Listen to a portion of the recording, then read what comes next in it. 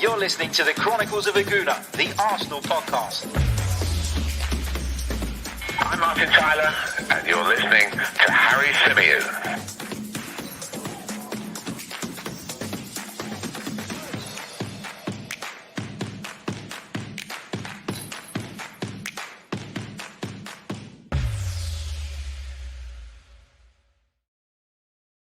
Hello and welcome back to the Chronicles of a Gooner, the Arsenal podcast, brought to you by 90 Min. As ever, I'm your host, Harry Symeou, and we have got plenty to discuss on this Friday afternoon. Now, I've got to admit, this news that has just broken with regards to Granit Xhaka, which we're going to discuss in detail on this very edition, has caught me off guard and has thrown all my podcast preparation this morning completely out of the window.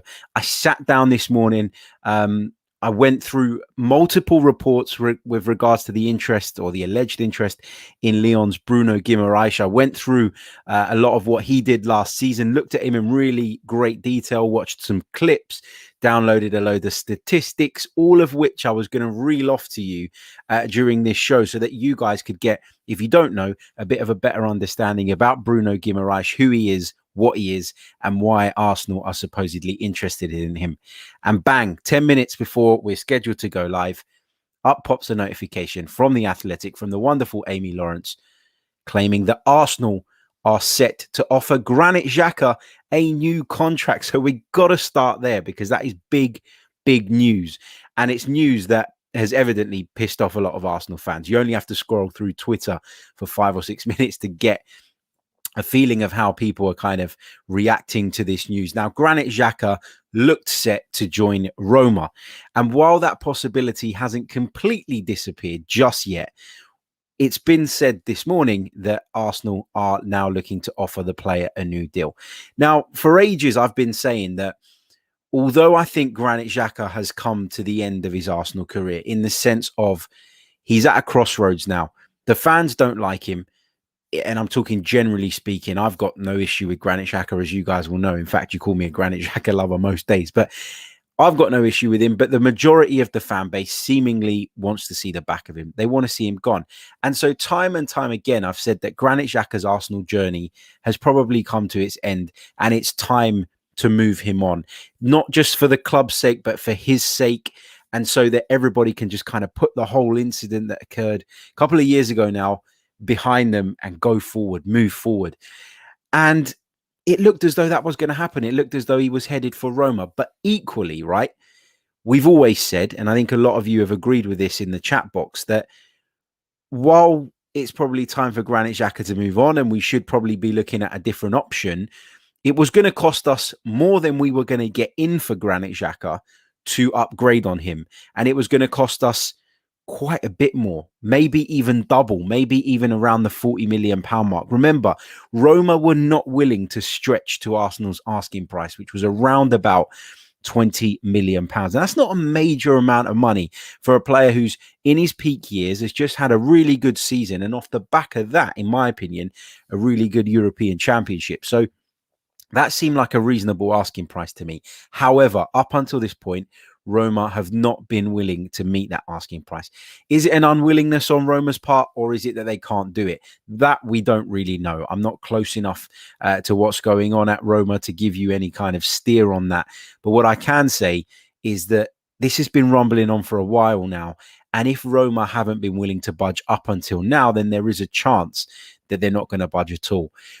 I've maintained that I thought that this deal might go through towards the back end of the window.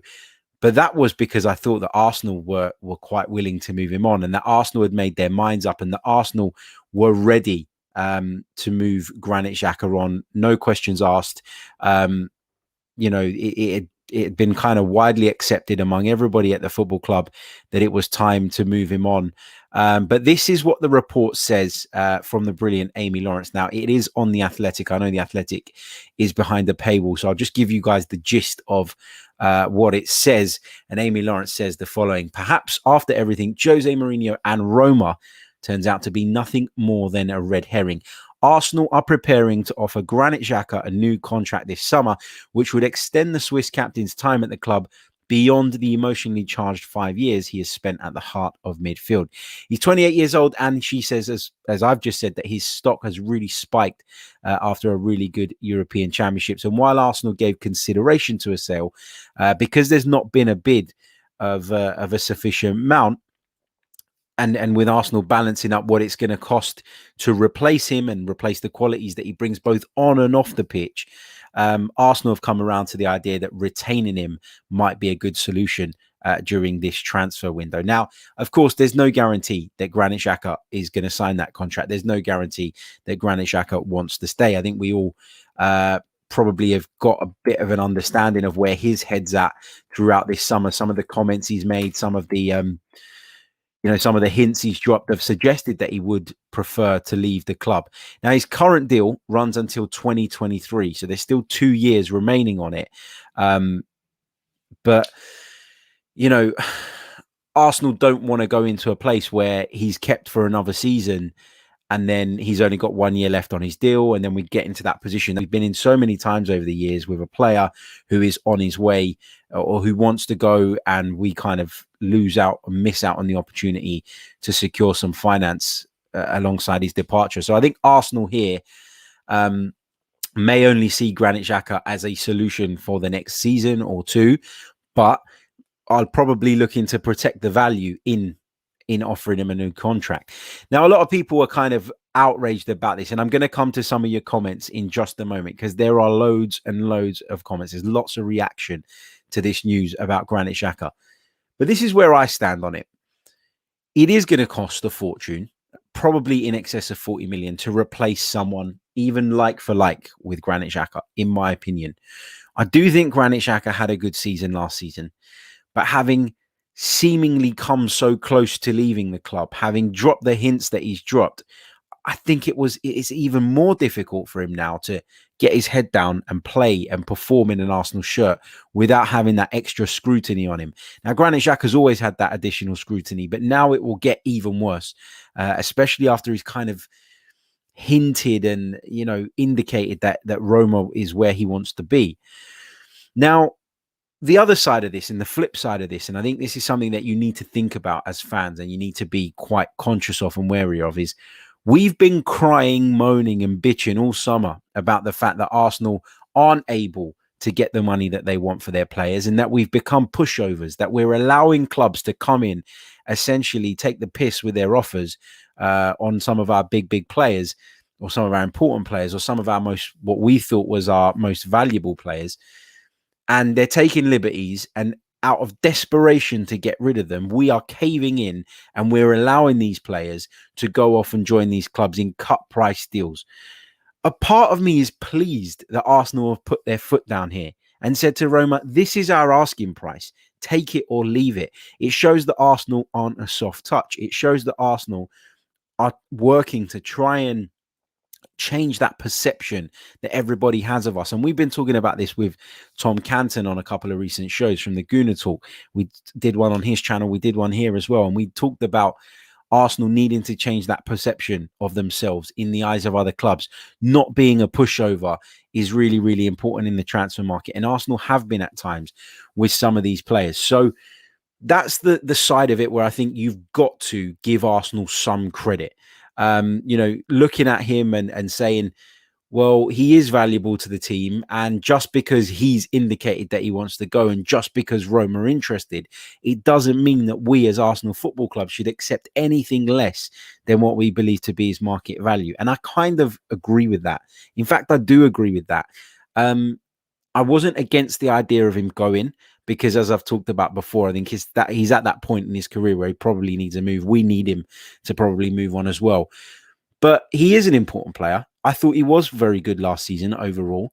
And I think that if we can't find the right player to come in and replace him right now, then why are we letting him go and risking leaving ourselves incredibly short in a really, really important area of the pitch? So as I think someone explained it in the chat. Here it is. Melon said it in the chat. I don't hate this news. That's exactly how I feel as well. I'd have preferred for Arsenal to move on from Granit Xhaka to go and get someone that probably fits the bill a little bit better and brings a little bit more progression and brings a bit more mobility in the midfield. But equally, I'm not upset by this. I'm not frustrated. I'm not angry like I know some of you guys are. Let's get some of your reaction in the chat box. Get your comments in on this news regarding Granit Xhaka and the fact that Arsenal look set to offer Granit Xhaka a new contract. Now, Daruv makes a really interesting point. He says, I think this is a tactic by the club to make sure Roma pay up. That's an interesting way of looking at it. And you might not be wrong there. Arsenal, as I say, digging their heels in with regards to the price, and rightly bloody so. So, that's a good point, Daruv. It could be the case. Marble Halls TV says, I know you like Xhaka, Harry, but he's not the right profile for us. This may be simplistic, but we should copy the way Switzerland play to get the best from him. I get what you're saying, mate, but the issue with that is he that good that he's worth changing your whole system for? I don't think so. I think we made a couple of tweaks under Mikel Arteta that have seen him improve, that have seen him less exposed and his weaknesses less kind of, less exposed, and his weaknesses are less obvious, I think, in Mikel Arteta's side because of the way the team is set up around him. But I'm not sure that he's that good that you go, let me change my system to accommodate him. That's where I am on that. Matt G says, I appreciate the need to change the perception of this club. I just don't think Xhaka is the player that Arsenal should take this stance with. Tom Hickey says, in the normal course of things, I'm happy for a guy who wants to leave to go, but it should always be at the club's value. Kind of nice to see them playing hardball. Yeah, that's how I feel on it as well. Mickey Cartel says, anybody else, I would say don't sell for that price. We don't need Xhaka in the squad. He's toxic. This can't be real. I've got to fight back on that toxic comment, mate, because I don't think he is toxic. I think the fans have portrayed him to be this toxic influence and a player that is some kind of bad influence in the dressing room. Actually, if you speak to anyone at Arsenal and anyone within Arsenal, they'll all tell you the exact opposite. That despite all the problems Granit Xhaka has had at Arsenal up until now, that despite all the issues he's had with certain sections of the fan base, he's always remained really, really committed. He's always given his 100%, even if that 100% hasn't always been good enough. Yeah, there've been a couple of petulant moments. There've been moments of grabbing people by the throat, lashing out, making stupid fouls, but we've seen other players do that as well, and it just seems to get magnified when it's Granit Xhaka. Again, look, I'd kind of got my head around the idea of him moving and the fact that we probably needed to look elsewhere, and I've been saying that central midfield position would have been the priority for me this summer on the premise that Granit Xhaka was going to leave. If he isn't going to leave, then fine. We can start to look in other areas and start to maybe consider spending a larger proportion of the budget in those positions. But I don't think he's toxic. I think that's unfair. I think he always gives his all, and I think he's a very, very good leader, even if he doesn't always lead by example. He's got all the right attributes in terms of he's vocal, he's got the respect of the people, and he does have the trust and the respect of his teammates. And I guess they're the best positioned people to tell you what Granit Xhaka's like behind the scenes. I think if there was any indication that he was bad behind the scenes, people wouldn't speak so highly of him. The manager, the players, his colleagues, the coaching staff, everybody is massive on him. Vishal says, we're finally showing some marbles in the market. We have no obligation to take the short end of the stick by letting Xhaka go for a cut price deal. Roma either come in with the right bid or he stays. Yeah, and I think that's the stance that Arsenal Football Club are taking as well. Let's say a big hello to JidF32, who's just signed up to become a member of the channel. Thank you so much, mate. Really, really appreciate it. If you wish to become a member of the Chronicles of a Gooner and support me to bring you more Arsenal and football related content, we've got a video dropping this evening with some information about how we're taking the channel forward into the new season. So make sure you turn your notifications on for that. Just a quick reminder while we're on a natural pause, This podcast is brought to you by manscaped.com. So for all your male grooming needs, head over to manscaped.com. Check out the Lawnmower 4.0 in particular. Fantastic product. Anti-cut technology. What more do you want when you're dealing with your foliage down below? Get involved, manscaped.com. Use our discount code, which is 90min20, and you will receive 20% off of your total order, as well as free worldwide shipping. Stand to save yourself a lot of money, and we thank them, of course, for their very, very kind sponsorship. Right, let's go back over to the chat. Dwight Cunningham says, Harry, based on all that went on and his declarations about his teammates, this is a disaster waiting to happen. Neil D'Souza says, taking a hit on a sale who has no demand is better than settling for an average player. Yves Bissouma or Neves or Bruno will all make us better. We're going to come on to talk about Bruno in a little bit. Swapstar says, Harry, question, why would accepting a new contract benefit the player in this situation?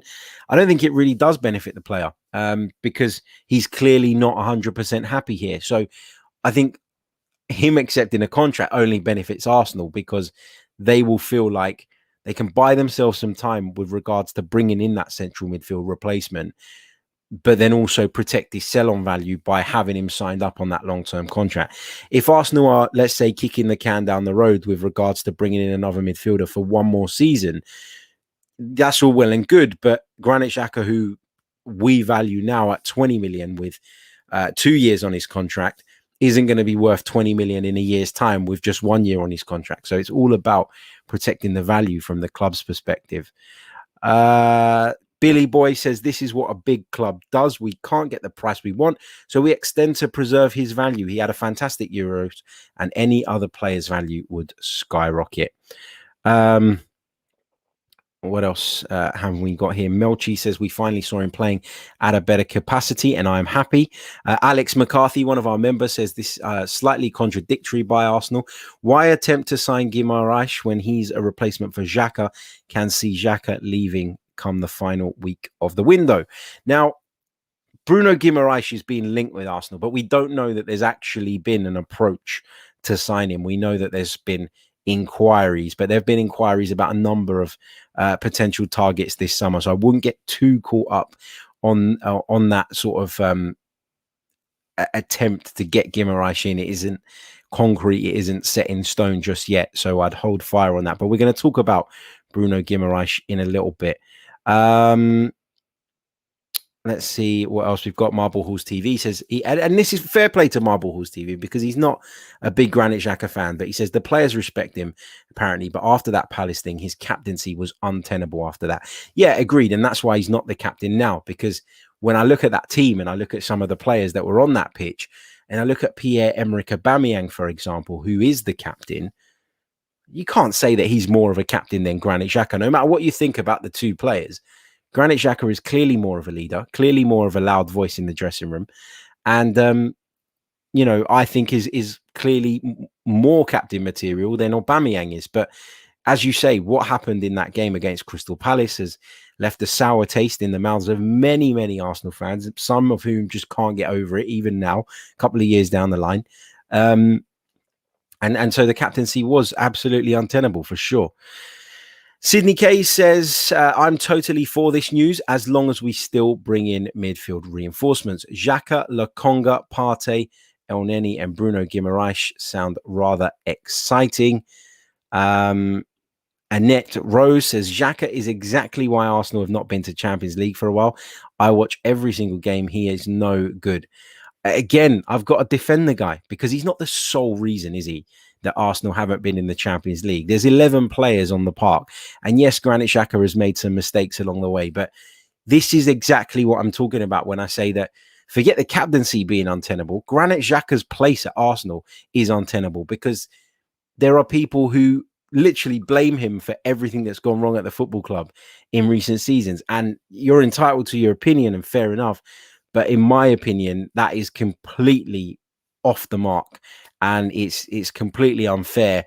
And actually, if you think that just replacing Granit Xhaka is going to turn Arsenal into this world-beating outfit, then I think you're being a little bit unrealistic. Zeb says, always naturally more excited by new signings, but realistically, I'm perfectly happy with Xhaka staying. Neil D'Souza says, we took a hit on Ozil, Mustafi, and Socrates. Why a soft spot for Xhaka? Because Ozil was actually a problem behind the scenes, from what we've been led to believe. You know, Mustafi was another one that has been rumored to be a problem. I don't think Socrates was a problem. I read someone, I can't remember who it was, someone quite high profile tweeted something yesterday saying that it was glad that we'd got those players off the books. And I was going to reply saying I don't think that Socrates was actually an issue in terms of his attitude and professionalism. But anyway, you know, that's another story for another day. SFT says Xhaka is a leader in our team. Why would you want him to leave?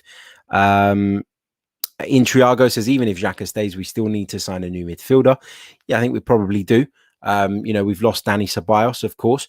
And I think we do need to bring in another midfielder. But I think that means then we can bring someone in a similar profile to Albert Lokonga, who we might see as someone who can fill in from time to time, but has the potential. And with Granit Xhaka there, has the time and space to develop. Whereas if Granit Xhaka left, you were looking at someone coming in to partner Thomas Partey straight away.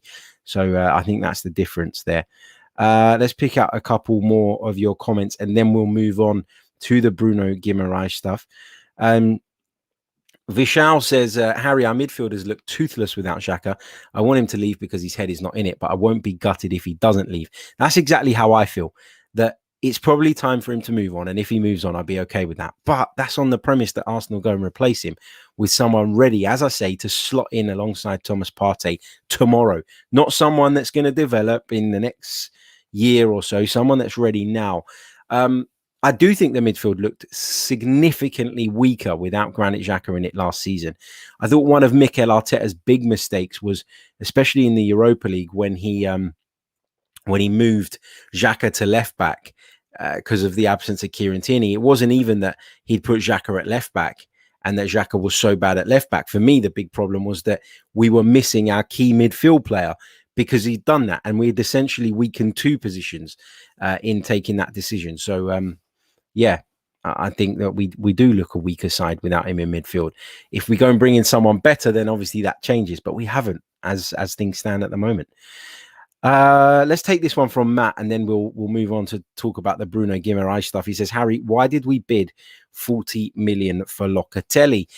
I think that was, you know, on the basis that Granit Xhaka was going. As I say, I don't think for a second that the club thought, maybe prior to the last few weeks when this Roma deal just doesn't seem to be moving, that they would be keeping hold of Granit Xhaka. I think there was an acceptance and a willingness on all sides to get this deal done. However, Arsenal, for me, can't be bullied by the likes of Roma, who don't have a pot to piss in at the moment. So I'm glad that the club have put their foot down. And the Locatelli thing was, as I say, Matt, I think with a view to replacing Granit Xhaka. But we talk about bidding £40 million for Locatelli. If Arsenal get their asking price for Xhaka, they're essentially only having to top that up by half. They're only having to pay 20 million out of their own pockets for a player that I believe is an upgrade.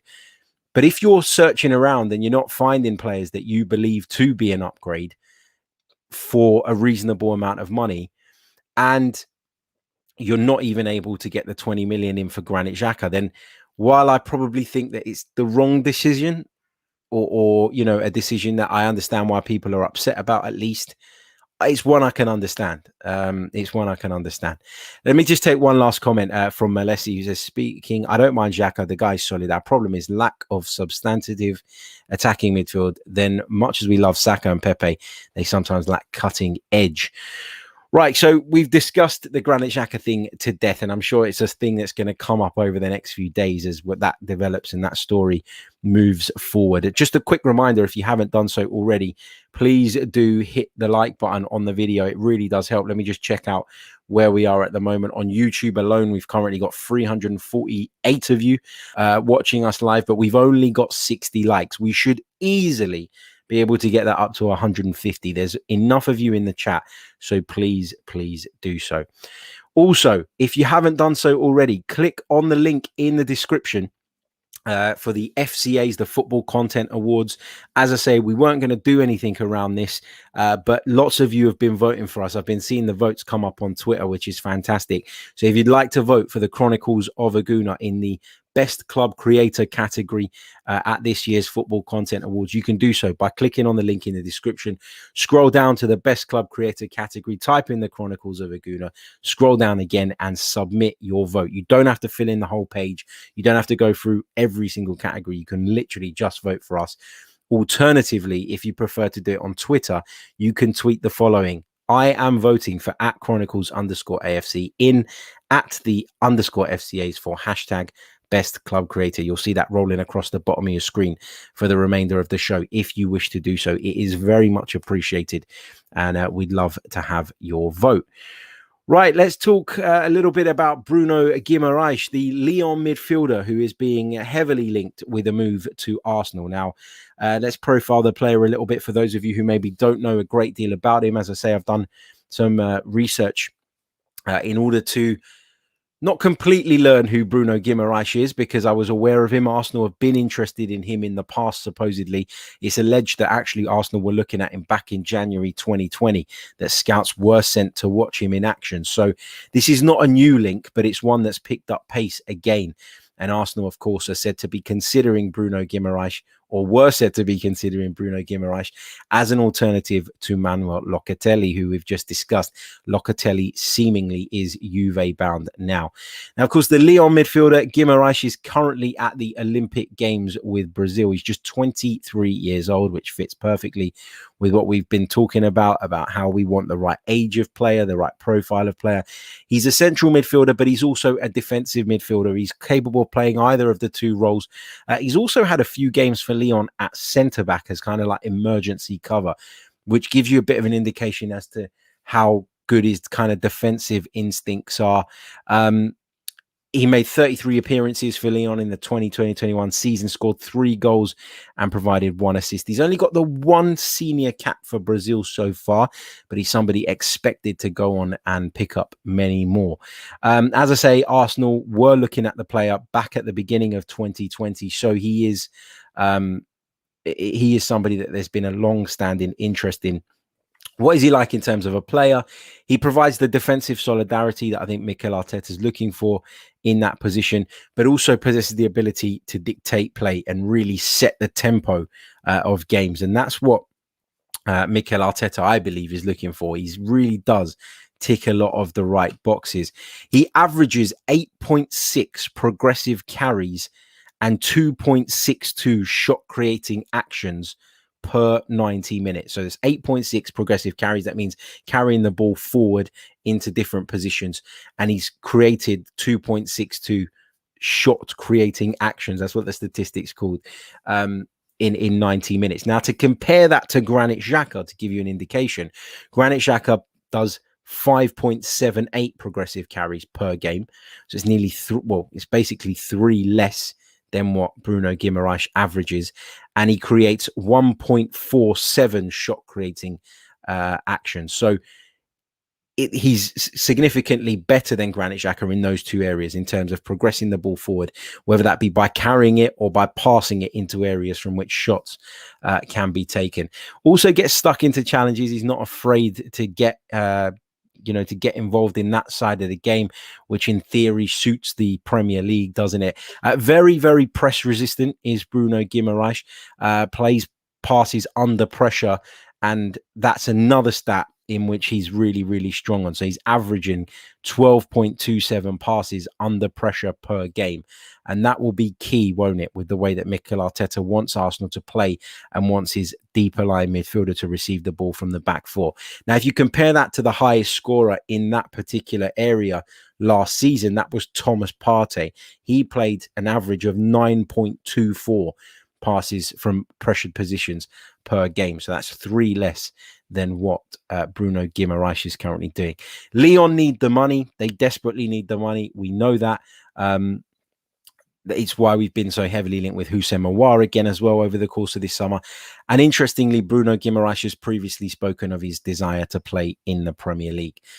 So you feel like this is one that's doable if Arsenal really want to do it. And I was convinced that this might be a serious thing until these Granit Xhaka stories came out this morning. So as I say, being caught a little bit off guard this morning in terms of our preparation. But that's the wonderful thing about the transfer window, right? And about football. You never know what's just around the corner. According to Transfermarkt, Bruno Guimaraes is valued at £27 million, but it's understood that Lyon would be looking for around about 30 million euros, which is pretty much about the same amount. So it'd be interesting to see if anything comes of this one. But there we go. That's the latest on Granit Xhaka. That's the latest on Bruno Guimaraes. Get your likes in. Make sure you do it. In fact, we're going to check in where we are once again. Don't forget to vote for us in the FCAs.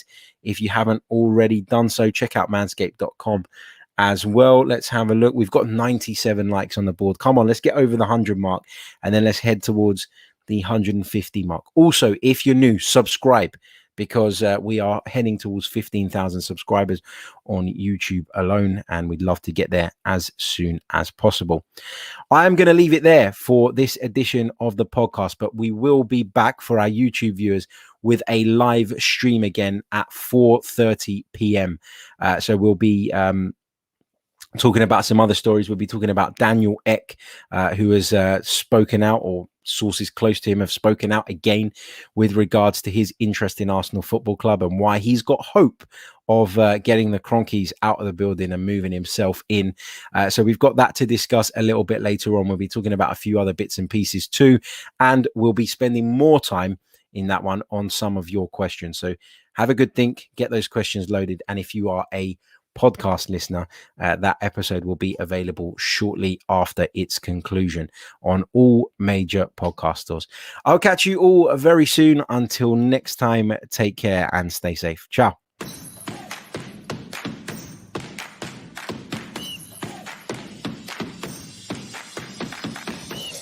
You're listening to the Chronicles of a Gooner, the Arsenal podcast. I'm Martin Tyler, and you're listening to Harry Symeou.